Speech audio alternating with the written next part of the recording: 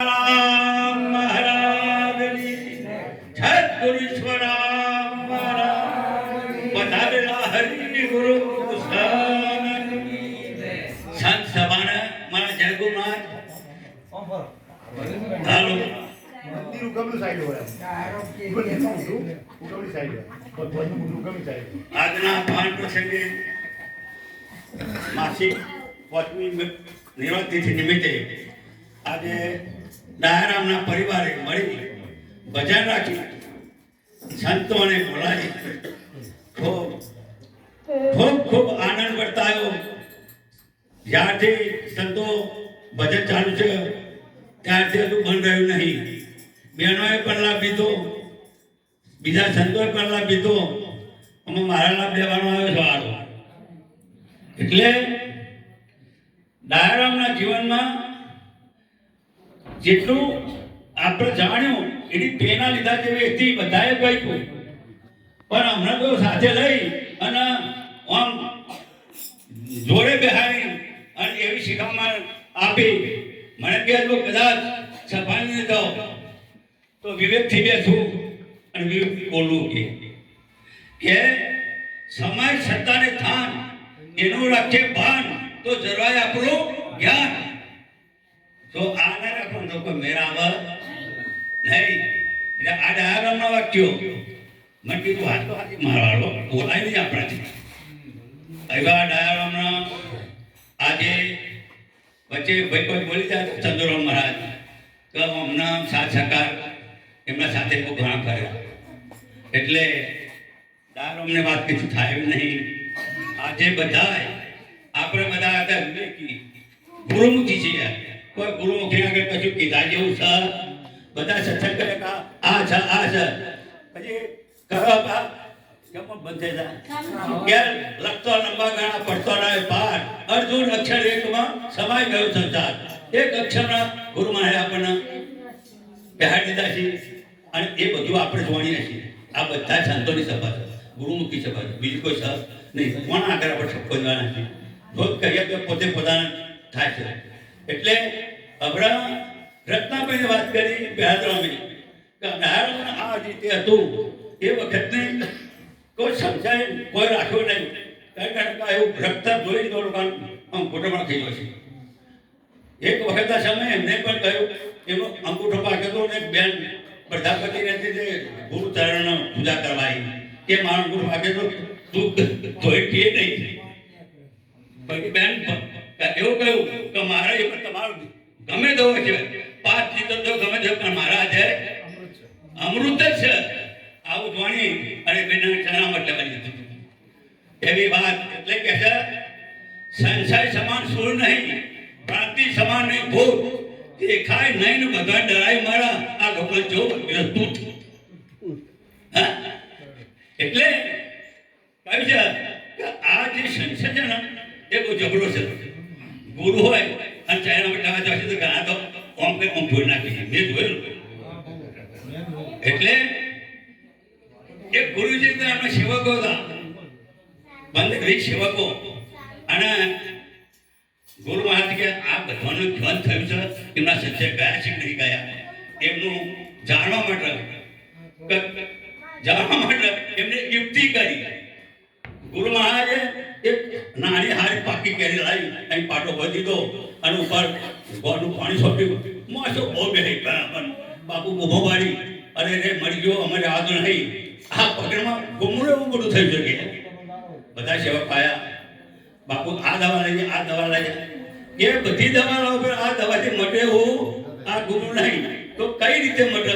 કોઈ સેવક મારો હોય અને આ ગુમડું ઘૂસી જાય કોઈ ભોરે બીજા તો ઓમેડ્યા. પણ જેને સદગુરુનું જ્ઞાન પૂરણ મળ્યું હોય કે સદગુરુ કઈ ખોટું કે નહીં આવું આપણું કઈ ખવડાવે નહીં પીવડાવે એને કાઠો થઈ ગયો કે હરીને ભજતો હજુ કોઈને લાત જતી નથી જોણી પણ ઘણી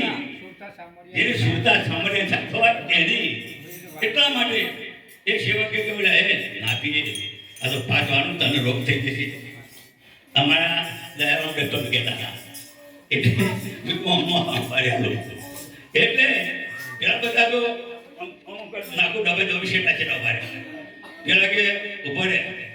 લાવ કે બાપુ જોઈ દો કે ના એનું હું નાખું કરી આવું ફેર મેં અંદરથી પેલી કેનું તું નાખું ફોડે ને તો પેલો આવડ એટલે પછી કે ઉભા રહે પેલી મોસમ ઉડાડી અને કે તું સોમન પછી મુઢામ ગાળી અને બાપુ પેલી ઘૂમરું દબાઈ અને પેલો પાછું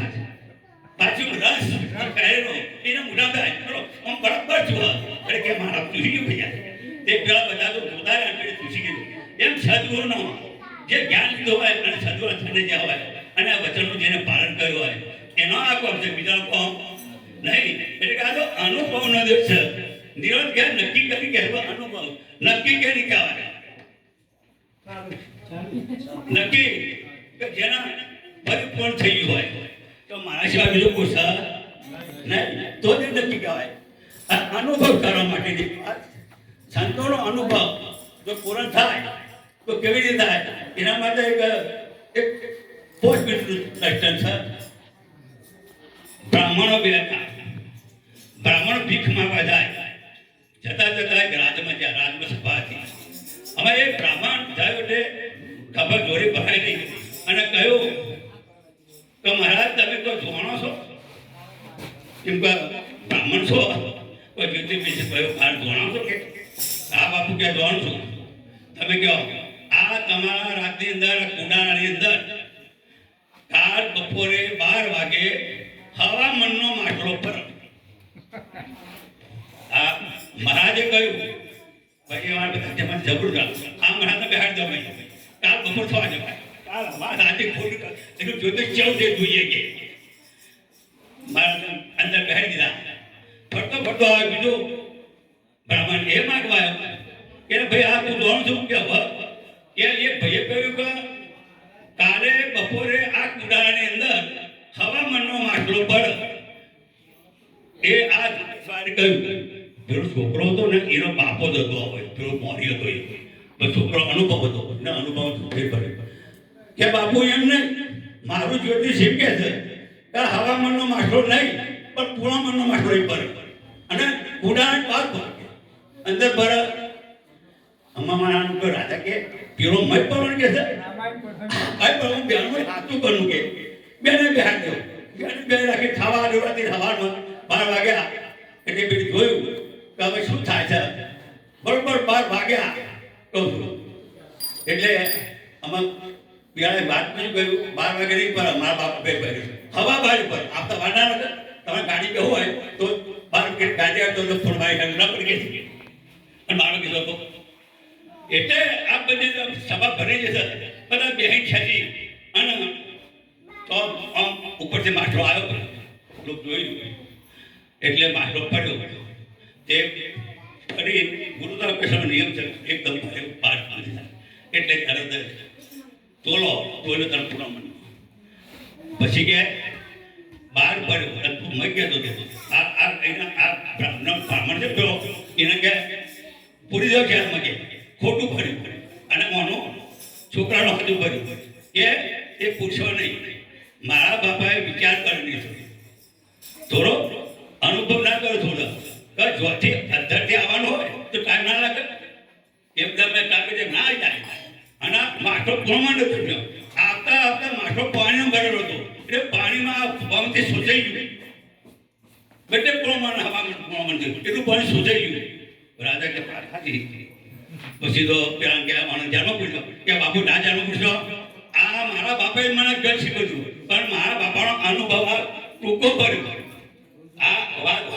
સમયમાં ટૂંકો પડ્યો એટલે રાજા સમજી ગયો અને બેને જિંદગી પર ખાવાનું એ બોધી આવ્યું વરસાદ કદાચ ફીક માગવાની એમાં એ ભાષા કહેવાની એટલે ભજનની અંદર ગાવાનો મન ના હોય ને તો મન મોદો પડતો હોય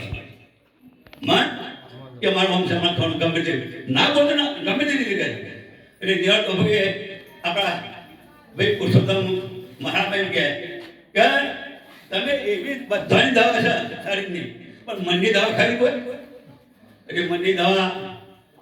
કોઈ છે નહીં એ ગુરુ મહારાજને પેલો સેવક ક્યાં છે શું ક્યાં છે એક જ કરી ગયું આ વચ્ચે પાડી જાજો.